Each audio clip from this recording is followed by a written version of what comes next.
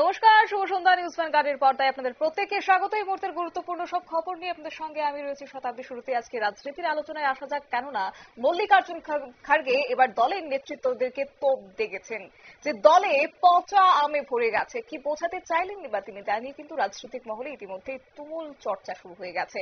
তবে বলে রাখি যে সর্বভারতীয় সভাপতির সৌজন্যে গুজরাটের প্রকাশে এবার কংগ্রেসের দ্বন্দ্ব, তারই মধ্যে ক্ষমতায় ফিরতে শীর্ষ নেতৃত্বকে আত্মসমালোচনা করার বার্তা। এই প্রসঙ্গে যাব, আমাদের সঙ্গে যুক্ত হয়েছে প্রতিনিধি সৌম্য মুখোপাধ্যায়। সৌম্য, মল্লিকার্জুন খাড়গের এই তোপ, সেটা কি প্রকাশ্যে একটা গোষ্ঠী কোন্দলের ছবি সামনে আসা, নাকি ব্যক্তিগতভাবে তার কোনো সদস্যকে নিয়ে একটা সেখানে মনোমালিন্য সৃষ্টি হওয়া, কি বলবে? দেখো শতাব্দীর যে দলের মধ্যে যে একটা কোন্দল রয়েছে উপরাষ্ট্রপতি নির্বাচনের পরই সেটা কিছুটা স্পষ্ট হয়ে গেছিল। আর গুজরাটে গিয়ে কংগ্রেসের সর্বভারতীয় সভাপতি মল্লিকার্জুন খাড়গে যে মন্তব্য করেছেন, তারপরেই এই জল্পনা আরো তুঙ্গে হয়েছে।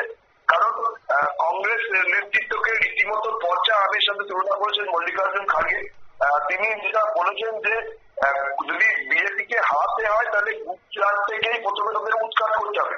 কারণ গুজরাট মডেল দেখিয়েই নরেন্দ্র মোদী দেশের প্রধানমন্ত্রী হয়েছিলেন।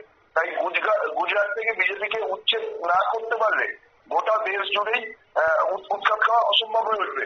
আর এই বিষয়ে তিনি স্পষ্ট করেন যে এতদিন পর্যন্ত কংগ্রেস বা বিরোধী দলের নেতাদের মুখে শোনা যেত যে তারা ভোটারদের দোষারোপ করছে, নির্বাচন কমিশনকে দোষারোপ করছে বা প্রশাসনকে দোষারোপ করছে, কিন্তু এই প্রথম তারা নিজের দলের নেতৃত্বের দিকে আঙুল তুললেন এবং তিনি জানালেন যে গুজরাটে বর্তমানে কংগ্রেস দলের যে অবস্থা, তাতে গুজরাটে পচা আমে ভর্তি হয়ে গেছে এবং এই পচা আমগুলোকে যদি তাড়াতাড়ি সরিয়ে না দেওয়া যায়, বস্তা থেকে ফেলে না দেওয়া যায়, তাহলে গোটা বস্তার আমকেই পচিয়ে দেবে।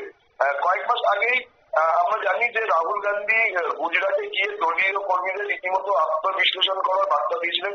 তিনি বুঝিয়েছিলেন যে রেশের ঘোড়া আর বিয়ে বাড়িতে যে ঘোড়া নাচে তার মধ্যে আকাশ পাতাল তফাৎ।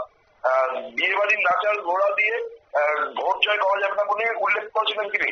আর সেই সুরেই গুজরাটের কংগ্রেস নেতৃত্ব তথা শীর্ষ নেতৃত্বকেও আক্রমণ করলেন সর্বভারতীয় কংগ্রেস সভাপতি মল্লিকার্জুন খাড়গে।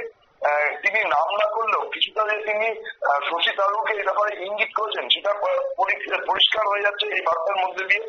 তিনি উল্লেখ করেন যে গুজরাটে মোট কংগ্রেসের 41টি জেলা কমিটি আছে, তার মধ্যে 19টি জেলা কমিটির ফল সন্তোষজনক নয়। তাদের মধ্যে অনেকেরই অভিযোগ হয়েছে যে তারা বিজেপির সাথে তলায় তলায় সেটিং করে চলে এবং নির্বাচন এলে তারা অন্তর্ঘাত করে কংগ্রেসকে হারিয়ে দেয়। ফলে এই ধরনের নেতাদের দিয়ে গুজরাট জয় যে কোনোভাবেই সম্ভব নয়, সেটাই বুঝিয়ে দিয়েছেন মল্লিকার্জুন খাড়গে।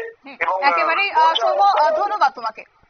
আপনারা শুনলেন, অর্থাৎ এই ক্ষেত্রে গুজরাটে বিজেপিকে টক্কর দিতে গিয়ে প্রকাশ্যে যেন গোষ্ঠী কোন্দল এবার সামনে আনলেন মল্লিকার্জুন খাড়গে। তারপর কি কোথাও গিয়ে রাহুল গান্ধীকে কি তিনি একটা ইঙ্গিত দিতে চাইলেন, জানি কিন্তু ইতিমধ্যেই রাজনীতির আনাচে কানাচে শুরু হয়ে গেছে প্রশ্ন এবং আলোচনা। নিয়ে নিচ্ছি ছোট্ট একটি বিজ্ঞাপন বিরতির, সঙ্গে থাকুন।